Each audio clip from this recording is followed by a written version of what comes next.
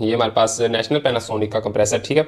और इस टाइप के कंप्रेसर जो हमारे नॉर्मल रेफ्रिजरेटर में लगे हुए होते हैं, डैनफोर्स नहीं, नेशनल पैनासोनिक, ठीक है, जिसमें यानी कि इस टाइप की रिले लगी होती है। मैं आपको पहले जो है रिले यहाँ से निकाल के दिखा देता हूँ, ठीक है फ्रेंड्स। ये वाली रिले, ठीक है। एक दूसरी रिले होती है, उसकी कॉइल ऊपर हेड पर होती है। तो यहाँ पर जो है इसका मैं आपको बताने वाला हूँ कि इसमें जो है कैपेसिटर की जरूरत होती है, कैपेसिटर टाइप ये रिले होती है। लेकिन अब अगर आप कैपेसिटर लगाना चाहें तो कैसे लगाएंगे, अगर आपके पास फिलवक्त कैपेसिटर नहीं है, ठीक है, तो आप कैसे जो है इसको चलाएंगे, ठीक है। ये मैंने सेटअप तो कर लिया हुआ है, लेकिन आपके साथ ये टिप्स जो है शेयर करूंगा, आपको जो है काम में काफी हेल्प मिलेगी। गाइस, बहुत सारे दोस्त चाह रहे हैं कि हम पीसीबी रिपेयरिंग का काम सीखें, और बहुत ही अच्छी बात है कि पीसीबी का काम सीखना भी चाहिए, क्योंकि आगे टेक्नोलॉजी बहुत ही एडवांस हो चुकी है और बहुत ही एडवांस होने वाली है। पहले हमें इंडोर में एक ही सर्किट देखने को मिलता था, अब तो हमें आउटडोर इंडोर दोनों में ही सर्किट देखने को मिलते हैं। रिपेयरिंग जब करनी पड़े तो हमें काफी यानी कि प्रॉब्लम होती है। आउटडोर का कार्ड काफी बड़ा होता है, उसमें एरर्स भी जब आते हैं तो फिर काफी एरर्स आते हैं। तो ये जो है मैंने मुकम्मल अपने फ्रेंड्स की रिक्वेस्ट पर एक कोर्स डिजाइन कर दिया है। कॉन्टैक्ट नंबर आपको स्क्रीन पर मिल रहा होगा। तो इसमें आपको पीसीबी का काम मुकम्मल सिखाया गया है। किसी भी कंट्री से हैं, किसी भी सिटी से हैं, कॉन्टैक्ट करें और मजीद इन्फॉर्मेशन हासिल करें और पैसा कमाएं। तो चलिए फ्रेंड्स यहाँ पर स्टार्ट करते हैं। यहाँ पर फ्रेंड्स इसको वैसे तो अगर आप ये वाली रिले लगाएंगे, ठीक है, ये है पीटीसी रिले, ठीक है।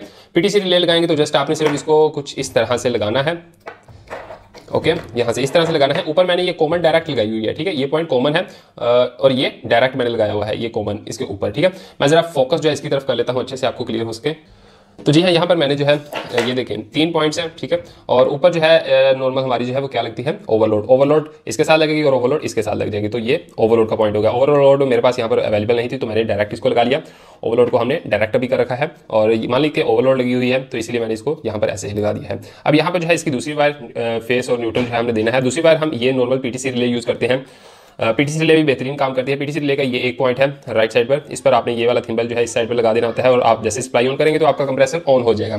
इसमें बस ये होता है कि आपके अगर यानी कि कंप्रेसर ऑफ होता है और फौरी आप ऑन करेंगे तो पीटीसी रिले उसको फौरी ऑन नहीं करेगी, क्योंकि ये हीटअप होकर ट्रिप हुई होती है। फौरी ऑन नहीं करेगी, कंप्रेसर को फौरी स्टार्ट नहीं करेगी, ठीक है। तो वैसे तो ये काम करती है, स्टेबलाइजर लगे होते हैं, अगर लाइट जाती है फौरी आ भी जाती है। तो ये जो है पीटीसी रिले ये क्या करती है, ये जो है हमारी जो स्टेबलाइजर है उसका मकसद ये होता है कि 5 मिनट बाद या 3-4 मिनट बाद जो है हमारे रेफ्रिजरेटर को ऑन करें। जैसे रेफ्रिजरेटर ऑन होता है तो पीटीसी रिले तब तक 2-3-4-5 मिनट तक ये ठंडी हो जाती है, तो ये फिर से स्टार्ट इजीली ले लेता है। अब इसका फायदा ये होता है इस रिले का कि ये कैपेसिटर इसके साथ लगा हुआ होता है और कैपेसिटर लगाने से ये होता है कि अगर आपकी रेफ्रिजरेटर 1 मिनट बाद दोबारा फिर ऑन हो जाती है ऑफ होने के बाद, तो ये जो है इसके साथ कैपेसिटर होता है, कैपेसिटर इसको टार्क देकर रनिंग स्टार्टिंग में, ठीक है, तो ये इसको ऑन करवा देता है। इसका ये बेनिफिट होता है। अब इसका मैं कैपेसिटर के साथ भी आपको कनेक्शन बता देता हूँ। विदाउट कैपेसिटर इसको आप विदाउट कैपेसिटर भी चला सकते हैं, ठीक है। अब यहाँ विदाउट कैपेसिटर चलाएंगे तो बिल्कुल इस तरह यानी कि ये काम करेगा, कोई इसमें इशू नहीं आएगा। ये सिंपल इस तरह से इसके पॉइंट लग जाएंगे, ये 2 ही पॉइंट्स होते हैं, इस तरह से लग जाएंगे। अब यहाँ पर जो है एक पॉइंट यहाँ पर है जो मैं आपको दिखाऊं, ठीक है, एक ये है और एक ये है।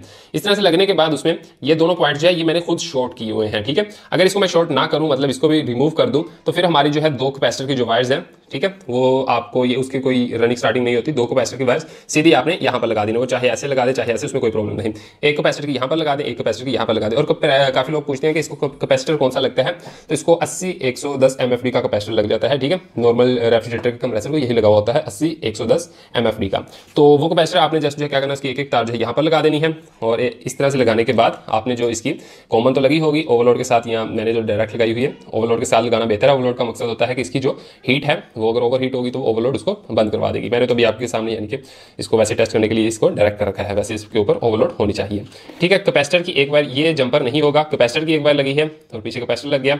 यहाँ पर जो है ये वाली जो वायर है ये आपके यहाँ पर आपने लगा देनी है राइट साइड पर, ठीक है। नेशनल पैनासोनिक का कंप्रेसर आपने राइट साइड पर लगानी है, लेफ्ट साइड पर नहीं, राइट साइड पर लगानी है, ठीक है, राइट साइड पर। अब यहाँ पर जो है अगर आपके पास इस तरह करेंगे तो आपका कंप्रेसर चल जाएगा। अगर अब आपके पास कैपेसिटर नहीं है, वक्ती तौर पर आप चेक करना चाहते हैं कि बाकी चीज़ें हमारी ठीक है, या फिर आप इसी रिले को डायरेक्ट विदाउट कैपेसिटर चलाना चाहते हैं, तो बहुत ही आसान तरीका है, जो कि आपने क्या करना है, यहाँ पर कैपेसिटर को यानी कि रिमूव करना है और यहाँ पर एक वायर लेनी है जो कि यहाँ पर जंपर डाल देना है, यहाँ से यहाँ पर कनेक्ट कर देनी है, ठीक है। अब कनेक्ट करने के बाद आपने ये वाली वायर जो है वो लगा देनी है यहाँ पर। आप यहाँ पर लगा सकते हैं, यहाँ पर भी आप लगा सकते हैं, क्योंकि ये जंपर डल गया है ना, डायरेक्ट हो गया है। यहाँ पर लगाएंगे तो कनेक्शन इस तरफ से ही चल रहा है, मतलब कनेक्शन इसका एक ही बना हुआ है। तो मैं चलिए इसके ऊपर जो है इसको अच्छे से इसके साथ ही कनेक्ट कर लेता हूँ आपको चलाने के लिए। अच्छे से आपने इसको यानी कि ज्वाइंट कर देना है, इसको सही से टाइट कर लेना है, कवर कर लेना है, ताकि जो है कहीं से लूजिंग ना हो और शॉर्टेज ना हो। ये टिप्स आपको इसलिए दे रहा हूँ ताकि जो है अगर आपके पास इमरजेंसी में कैपेसिटर नहीं है तो आप इसको चेक तो कर पाएंगे इजीली। वैसे तो चेक करने के और भी तरीके हैं, इसको सब कुछ उतार के डायरेक्ट आप चेक कर सकते हैं, लेकिन ये भी टिप्स जो है आपको अगर मिलेगी तो आपको जो है काम में और भी बेनिफिट होगा। चलिए अब इसकी जो न्यूट्रल फेस वायर है वो मैं यहाँ पर बोर्ड में लगा लेता हूँ और कंप्रेसर हम देखेंगे कि हमारा कंप्रेसर भी चलता है या नहीं। ठीक है, रिले वैसे बिल्कुल ठीक है, कंप्रेसर भी ठीक है, तो चलना तो चाहिए।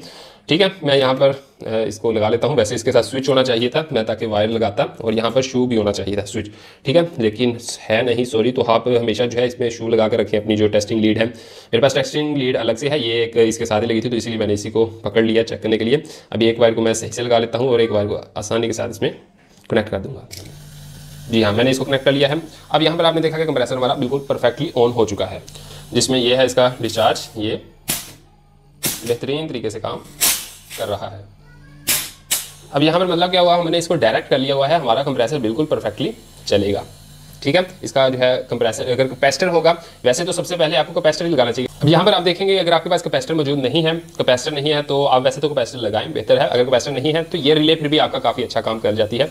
मतलब कि अब मैं आपको प्रैक्टिकल करके दिखाता हूँ। ये मैं इसकी एक बार उतार लेता हूँ, देखिए हमारा कंप्रेसर ऑफ हो गया। ठीक है, अब मैं दोबारा वायर लगाऊंगा फौरी। अगर हमारी इसकी जगह ये वाली रिले होती तो ये स्टार्ट नहीं लेनी थी। ठीक है, लेकिन ये वाली रिले फिर भी इसको स्टार्ट दे देगी। आपने देखा कि ये कंप्रेसर फिर से ऑन हो गया।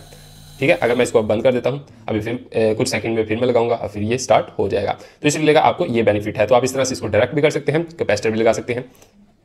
ये देखिए कंप्रेसर वाला फिर से स्टार्ट हो गया। तो इस तरह से जो है आप इसको आसानी के साथ रिले को डायरेक्ट कर सकते हैं। इसका वीडियो बनाने का मकसद ये था कि रिले में कैपेसिटर लगा हुआ होता है, आपके पास इमरजेंसी में कैपेसिटर नहीं है तो आप इसको इस तरह से जंपर डालकर डायरेक्ट भी कर सकते हैं और कंप्रेसर को चला सकते हैं। और यहाँ पर मैंने आपको रिले का मकसद भी बता दिया। यहाँ पर ये जो पीटीसी रिले है ये फौरी स्टार्ट नहीं देती, ये जो है इसको फिर भी फौरी स्टार्ट दे देती है। ये जो है 1-2-3 मिनट बाद ही जो है जब नॉर्मल टेम्परेचर पर आ जाती है फिर स्टार्ट इसको देती है। तो आई होप कि आपको वीडियो पसंद आई होगी। वीडियो अगर अच्छी लगी तो वीडियो को लाइक करें, चैनल पर नहीं हो तो हमारे फुली फॉरवर्ड यूट्यूब चैनल को भी सब्सक्राइब कर लें। मैं मिलता हूँ आपसे नेक्स्ट वीडियो में। थैंक यू सो मच, अल्लाह हाफिज़।